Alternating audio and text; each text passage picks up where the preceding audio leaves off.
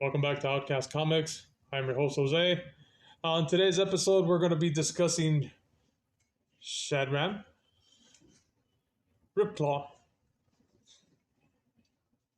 on the similarities and on the way they are different. But you wouldn't know that if you were an Image Top Cow reader, reading Cyberforce back in the day. You can see the way they both look, and that there's not much of a difference, with the exception of one has 5 fingers on each hand and the other one has 3. Tattoos are similar, hair type of similar, except one has dreads, the other one has long hair. You can also see that the pants are red, so the color scheme is there. Skin is gray on both. One is slightly larger than the other, but not saying it's a total rip-off of Ripclaw. But what I am saying is, if you wanted to use the gray skin, that's fine. Red tattoos, you should have done it in a different style, not so much the same as the ones that Ripclaw has on him. So to me, the character Chadran, not much is known of him, except that he has super strength and he can crush someone's head with one hand. So other than that, we don't know crap about him. And for me, being an Image reader from the 90s, Marvel and DC, to me it's like, hey, this is just a copy of Ripclaw with a few distinctions. Now, a lot of characters are based on older characters. A lot of the Ripclaws,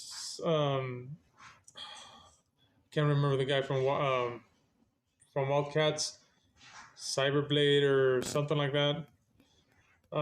They're all characters based off on Wolverine and Sabretooth, right? Everybody does it, and I'm not saying that the Rippaverse shouldn't have done it. What I am saying is, hey, you should have used, if you like the way Ripclaw looked, you should have changed some of the things. You could have kept the red tattoos, but you should have made different tattoos on them where it was distinctive from Ripclaw. You already made the face ugly, so it's like they don't match. You did change some of the things on the hair, but like I said, you kept tattoos similar. Sure, you didn't add the two tattoos that go over his shoulders or his traps, and that was something different. But the tattoos that go through from under his ribs up to his chest are the same ones that Ripclaw has. You kept the pants red. You could have changed the color on those pants. All right, just because you didn't have the boots doesn't mean that it doesn't look a lot like Ripclaw. You know, just changing the tattoos, the way the tattoos look, maybe changing the color of the pants or adding some other color to the pants to distinctly show that it's not Ripclaw.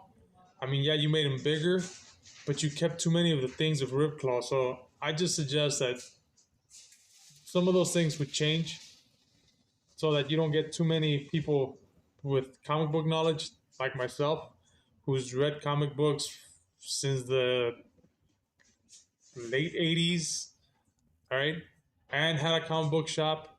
So I saw these books all the time coming in. Just change some of those aspects. Like, I know that everybody creates a character, and there is no character that you can create that hasn't been created or similar to it. All right. So if you're going to create something new, it has to be the way he looks, maybe the attitude, maybe some slight different powers, but that's what you want to do.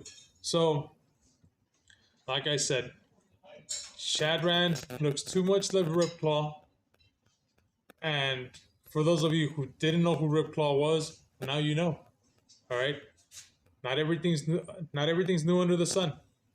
So just make some changes on that, and I think the character will work out just fine.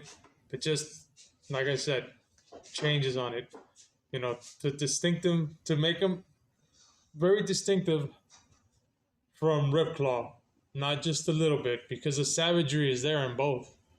You know, yeah, Ripclaw's supposed to be a hero, Chadran's a villain, but still, Ripclaw's Ripclaw. All right. So those are my takes on it. Um, if you guys feel different, those of you who have actually read comics and have seen Ripclaw and can make the comparisons, if you guys want to leave comments, leave comments. What you think of it, whether you agree or disagree with me, that's fine. Now, anybody can leave a comment, all right? But why the reason that I'm saying if you read comics and you're knowledgeable about it, leave your comment is because there's going to be fans that are Rippaverse fans, not comic book fans, but fans of Eric when he was doing his debates and doing all these things on YouTube, and you bought his book. And because you have his back, you're going to say all the best things about it. Um, Go ahead and leave a comment, but understand that I'm not going to take them. I'm going to take your comments with a grain of salt. If you're that person, if in your comments I can tell that you're that type of person, yeah, your comment really doesn't matter to me because you're not a comic book reader. Now, if you're a comic book reader and you know about Ripclaw, you can tell me what team he was on. Hey, then I'll take your comment and I'll answer to it. But if you're one of those guys, no. Because a lot of people are not being honest with Eric July about his writing and about his book. Not saying that his book cannot be good, because it can be. I mean, there's ideas in there, but